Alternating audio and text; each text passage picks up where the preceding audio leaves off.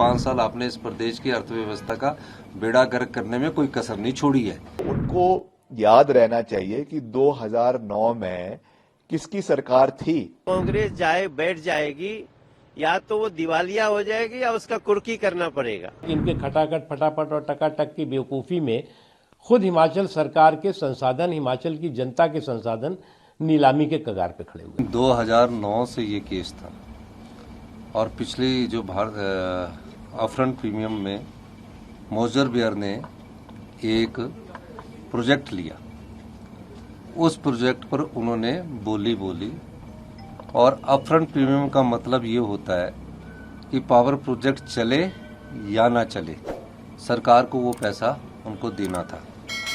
तो उस upfront premium में जो हमारे उस समय की ऊर्जा नीति थी 2009 में, क्योंकि मैं विधायक भी था, उस ऊर्जा नीति बनाने में मेरी भी थोड़ी भूमिका थी, तो मुझे इसलिए उसकी ज़्यादा जानकारी है। उसमें हमने रिजर्व प्राइस रखा 10 लाख रुपया पर मेगावाट। 10 लाख पर बोलनी थी, जो उसने कम्पिटिटिव बिडिंग के द्वारा बोली जानी थी। तो उसमें 10 लाख मेगावाट से ज़्यादा बोलकर मोजर बेयर को ये पावर प्रोजेक्ट अलॉट हो गया। मोजर बेयर ने कभी ये इस प्रोजेक्ट को शुरू नहीं किया और फिर उसके बाद भारतीय जनता पार्टी ने इसमें कोई गौर नहीं किया। जयराम ठाकुर जी जो कहते हैं ना, उनसे पूछा जाना चाहिए कि 5 साल आपने इस प्रदेश की अर्थव्यवस्था का बेड़ा गर्क करने में कोई कसर नहीं छोड़ी है। तो उसके बाद आर्बिट्रेशन में गए और मुझे आर्बिट्रेशन में ये कहना है कि आर्बिट्रेशन में सरकार के केसेस जीते नहीं है। अब 64 करोड़ हिमाचल प्रदेश के लिए कोई बड़ी बात थोड़ी है, लेकिन हम लीगल पहलू पर लड़ रहे हैं। हमने इसी महीने 2 पे दी, 3000 करोड़ रुपया अपने सरकारी कर्मचारी अधिकारियों को बांटा, तो 64 करोड़ जमा कराने में हमें कोई दिक्कत नहीं है। लेकिन जुडिशरी को भी देखना चाहिए था कि मैं ये बात कहना चाहूँगा कि थोड़ा सा इन चीज़ों का ध्यान रखा जाए कि हमें किस नियम और रूल्स के तहत वो इस प्रकार के जो फैसले हैं वो कर रहे हैं। मेरा ये मानना है कि आर्बिट्रेशन के पैसे जो जमा करने के बाद हमें ये देखना है कि क्या हम उस केस को लड़ेंगे। और जुडिशरी ने, हमने जब एक और आर्बिट्रेशन केस में जिसमें अदानी जी के 280 करोड़ रुपए थे, उसको भी हमने, जुडिशरी ने हमारे पक्ष में फैसला दिया है। और इस मामले में मैं ये कह सकता हूँ कि जो 64 करोड़ देने की बात है कोई बड़ी बात नहीं है। जुडिशरी के पास जो हमारे वकील है उन्होंने क्या प्रेजेंट किया, ये बड़ी देखने वाली बात है। तो मैं उसका भी अध्ययन कर रहा हूँ और जो हमारा आर्बिट्रेशन के खिलाफ अपील है उसको हम दायर करेंगे। जयराम ठाकुर ये कह रहे हैं कि हालात ये हो गए हैं हिमाचल प्रदेश के कि राज्य सचिवालय नीलाम हो जाएगा, विधानसभा नीलाम हो जाएगा। नहीं, वो जुडिशरी ने जिस प्रकार कहा है, उन्होंने नीलाम तो भारतीय जनता पार्टी के जयराम ठाकुर जी 5 साल पहले करके, जो चुनावों से पहले 5000 करोड़ रुपए की नीलामी करके चले गए, जो आपकी जनता की संपदा को बांट के चले गए।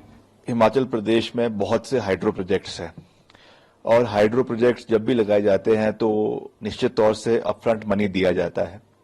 और ये ऐसे एक केस नहीं है, मल्टीपल केसेस है। चाहे वो बड़े प्रोजेक्ट्स है, चाहे वो पीएसयूज के प्रोजेक्ट्स है, चाहे वो इंडिविजुअल के प्रोजेक्ट्स है, तो उसमें ये चीजें चलती है। और बहुत से बारी ऐसा होता है कि project execute for various reasons, चाहे वो एफसीए की क्लियरेंस है, एफआरए की क्लियरेंस है, चाहे लैंड अवेलेबिलिटी की प्रॉब्लम्स है या और कोई प्रॉब्लम्स है, उसकी वजह से एग्जीक्यूट नहीं हो पाता है। तो निश्चित तौर से जो उसका समय तिथि है, जब उस पर पूरा नहीं होगा तो जो बिडर है या जिनको अवार्ड हुआ है उस प्रोजेक्ट की एग्जीक्यूशन, वो कोर्ट में जाते हैं कि हमारा अपफ्रंट मनी वापस दिया जाए। ऐसे बहुत से केसेस हैं। मैंने पहले भी उदाहरण दिया कि जब जहांगन थोपन पवारी प्रोजेक्ट था या और भी ऐसे प्रोजेक्ट्स थे जिसमें अपफ्रंट मनी जमा किया गया था, और वो केसेस चाहे वो अदानी के हैं, चाहे वो ब्रास्कॉन्स के हैं, चाहे वो रिलायंस के हैं, वो ऑलरेडी कोर्ट में चले हुए हैं। उसमें भी करोड़ों रुपए का अपफ्रंट मनी है। तो ये this is one of the case. और ये हिमाचल में नहीं है, हर राज्य के हर सरकार में ऐसी चीजें होती है। आज इसमें पिछले कल माननीय हाईकोर्ट ने जो ऑर्डर दिया है उस पर तो मैं कोई टिप्पणी नहीं करना चाहूंगा, मगर जैसे हिमाचल भवन को उसमें अटैच करने की बात करी जा रही है, मैं समझता हूं कि इसको लीगल वे से क्योंकि हिमाचल प्रदेश का जो हिमाचल भवन है दिल्ली में, वो पूरे हिमाचल का एक आईना है, एक पिक्चर है और एक हमारा स्टेटस सिंबल है हिमाचल प्रदेश का। तो उसको इस तरीके से अटैच होना, मैं समझता हूं कि उसके लिए लीगल ओपिनियन लिया जाएगा कि इसको आगे एसएलपी के रूप में सुप्रीम कोर्ट में करना है या डबल बेंच में करना है।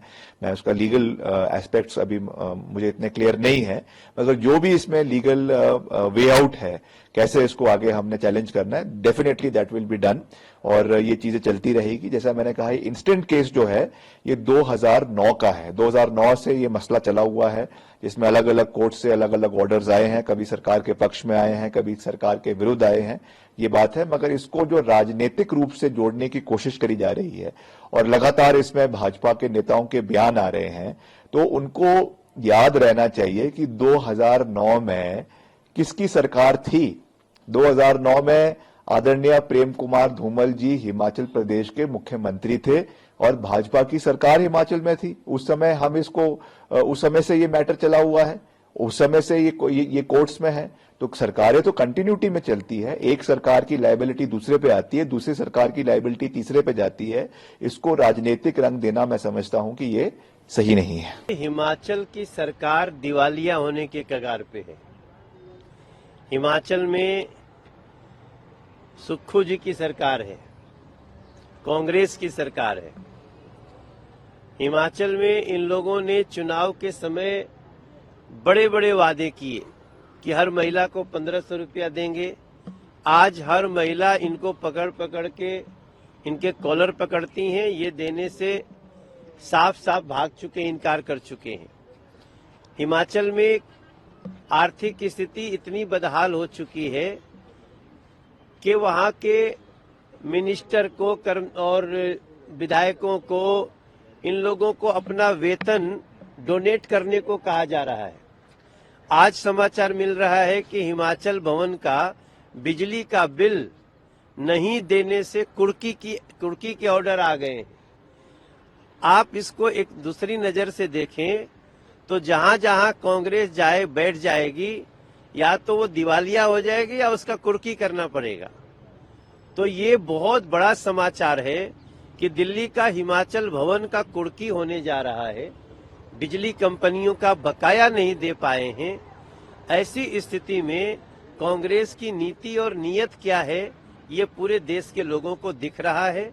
राहुल गांधी जी जवाब दें कि क्या वो सरकारें सरकारी संपत्तियों को कुर्की में ले जाने के लिए बनवाते हैं। ये जनता की प्रॉपर्टी होती है और जनता की प्रॉपर्टी अगर कुर्क होने लगे तो ऐसी कांग्रेस को धिक्कार है। उनको देश से और हिमाचल प्रदेश से माफी मांगनी चाहिए। समाजवादी पार्टी ने इलेक्शन कमीशन को शिकायत की है कि मुस्लिम महिलाओं को धमकाया और डराया जा रहा है, उनका वोटर आईडी कार्ड चेक ना किया जाए पुलिस द्वारा। भाई, वोटर आईडी चेक करना तो लॉ एंड ऑर्डर में सब अधिकार है, और अगर कोई इससे बचने की कोशिश कर रहा है तो उसकी ज्यादा चेकिंग होनी चाहिए। एक कहावत है ना कि घर में खाने को नहीं अम्मा चली भुनाने, घर फूक तमाशा देख। अब खटाखट फटाफट टकाटक पता नहीं क्या क्या कह डाला और उन्होंने अपने संसाधनों की चिंता नहीं की, वित्तीय संसाधनों की चिंता नहीं की, और उसका नतीजा ये हुआ कि इनके खटाखट फटाफट और टकाटक की बेवकूफ़ी में खुद हिमाचल सरकार के संसाधन, हिमाचल की जनता के संसाधन नीलामी के कगार पे खड़े हुए हैं।